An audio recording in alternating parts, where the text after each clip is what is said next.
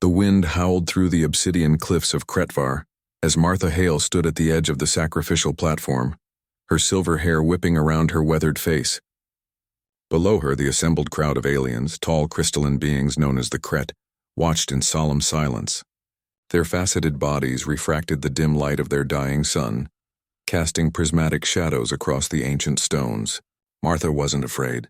At 68 years old, she'd lived through colony wars, the Epsilon Plague, and the death of 3 husbands. Fear had become a distant acquaintance, not a constant companion. The stone dragon demands tribute, intoned high crystalline Zephrach, his voice resonating like grinding quartz. Only then will the rains return to our world. Martha had volunteered, not because she believed in their dragon god, but because the human colony needed the Kret's water purification technology. Drought was killing both species on this forsaken rock they'd been forced to share. If her life could broker peace and survival for thousands, it seemed a reasonable trade for whatever years she had left. The Kret began their harmonic chant, a sound that vibrated through Martha's bones. The platform beneath her feet started to descend into the volcanic chasm, lowered by ancient chains thicker than her body. Heat rose from below, carrying the smell of sulfur and something else, something alive. As she descended into darkness, Martha thought of her grandchildren back on the colony. Little Sarah with her gap-toothed smile. Young Thomas, who wanted to be an engineer. They would live. That was enough. The platform struck bottom with a bone-jarring thud. Martha stumbled but caught herself against the chain.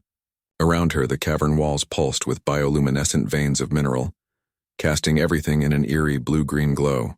Then she heard it, a sound like continents shifting, like mountains breathing. From the shadows emerged Vaeltor. The stone dragon wasn't a dragon at all, not in the Earth legend sense. It was a being of living rock and crystal, massive and ancient, its body a geological formation that had somehow achieved consciousness. Stones orbited its form like planetary rings, and its eyes were twin pools of molten gold that had witnessed eons. Martha straightened her spine. If she was going to die, she'd do it standing. Another sacrifice, Vaeltor's voice rumbled, though its mouth, if it had one, didn't move.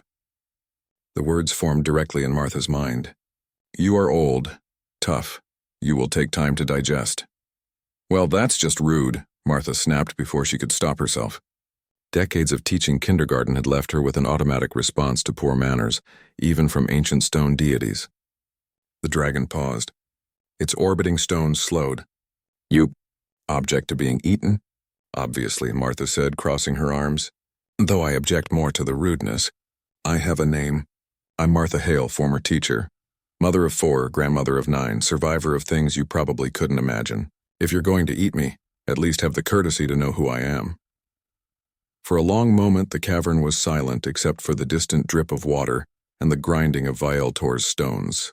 In 3,000 cycles, the dragon said slowly, no sacrifice has ever spoken to me.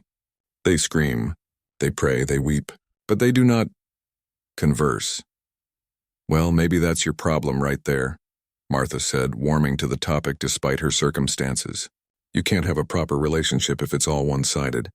Communication is essential, even in sacrificial arrangements. Something that might have been amusement rippled through the dragon's consciousness. Humans are strange. Small, brief lives burning so bright. Tell me, Martha Hale, do you truly wish to die? Wish? No, I'm not done living yet. I promised Sarah I'd teach her to make proper apple pie. But I chose this. My colony needs the Kret's help. If my death brings that alliance, then it serves a purpose. Purpose? Vaeltor rumbled. The Kret believe I demand blood sacrifice for rain. Do you know what I truly am, Martha Hale? A really big dragon made of rocks? I am Kretvar itself. The consciousness of this world. The Kret do not understand that I am their planet, not their god. The sacrifices they bring, I have buried them with honor in my deepest places, waiting for someone who might finally speak, might finally bridge understanding. Martha blinked. So you don't actually want to eat people? I find the concept disturbing. I am not a consumer of flesh, but a keeper of stone and water. I have been trying to save the Kret, to teach them to work with me, not worship me. But fear makes them deaf to anything but ancient rituals. A laugh bubbled up from Martha's chest, born of relief and the absurdity of it all. 3,000 years of miscommunication. That's got to be some kind of record. Can you help me, Martha Hale? Can humans do what the Kret cannot? Hear me, understand me, teach others to do the same? Martha thought of her grandchildren. of the desperate colonists above, of the crystalline Cret clinging to rituals that didn't work. She thought of all the times she'd mediated between squabbling children, found common ground where none seemed to exist.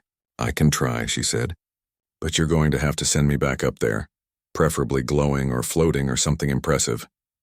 Otherwise, they'll just think you ate me and we'll be back where we started." Valtor's stones began to spin faster, humming with energy.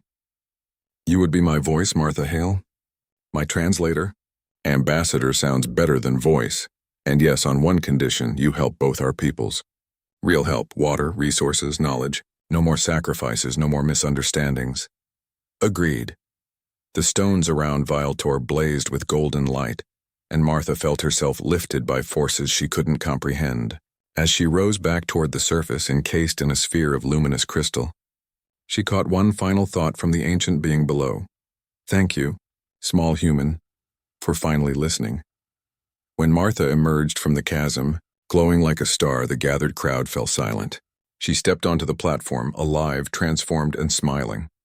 "We need to talk," she announced to the shocked Cret. "And I mean really talk. No more rituals. Just conversation. I've got a lot to teach you about communication. Now who's ready to learn?" Behind her, deep in the planet's heart, Valtor settled contentedly. After 3 millennia of loneliness, someone had finally heard. And everything changed.